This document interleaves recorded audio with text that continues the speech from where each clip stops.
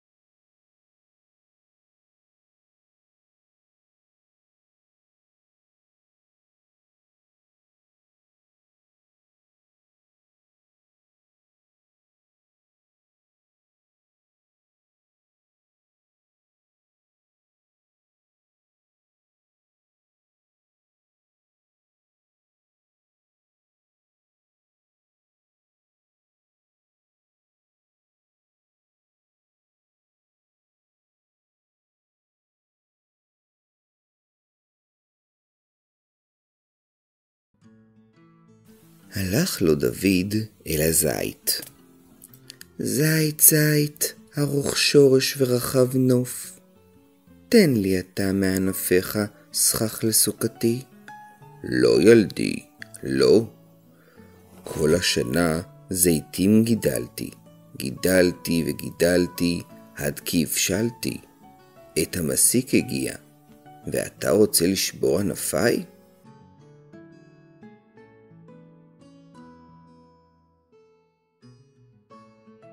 הלך אל הרימון. רימון זהב, רימון פז, אולי תיתן לי אתה מענפיך סכך לסוכתי. לא ולא ילדי. מלא הייתי רימונים אדמוניים, באו והורידו אותם מעליי. עירום נשארתי, ורק רימון יחיד נותר על ראשי. והריני מוכן לתת גם אותו לך, לקשט בו את סוכתך, אך את ענפיי לא אוכל לתת. כתף דוד את הרימון היחיד והלך.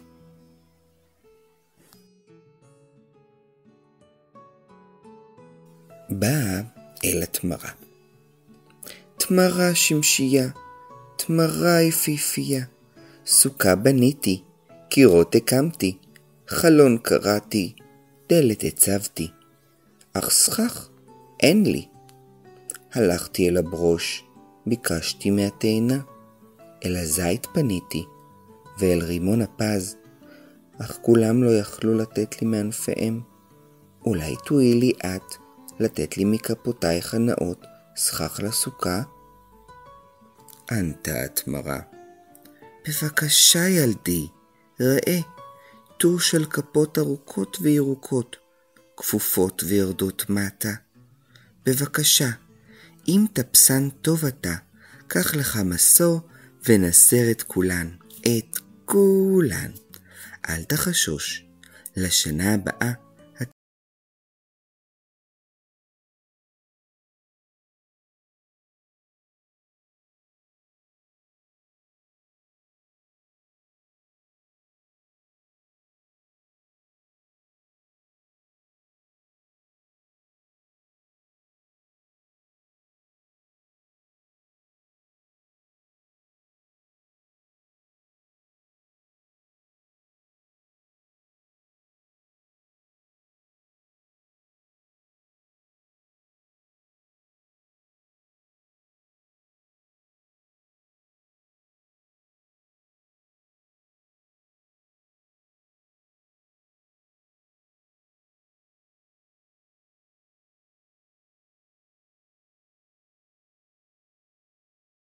את התמרים, ואת הלולב שם בתוך הסוכה פנימה, בתוך צנצנת מלאה מים, למען יהיה ענוג ורענן כל ימי החג.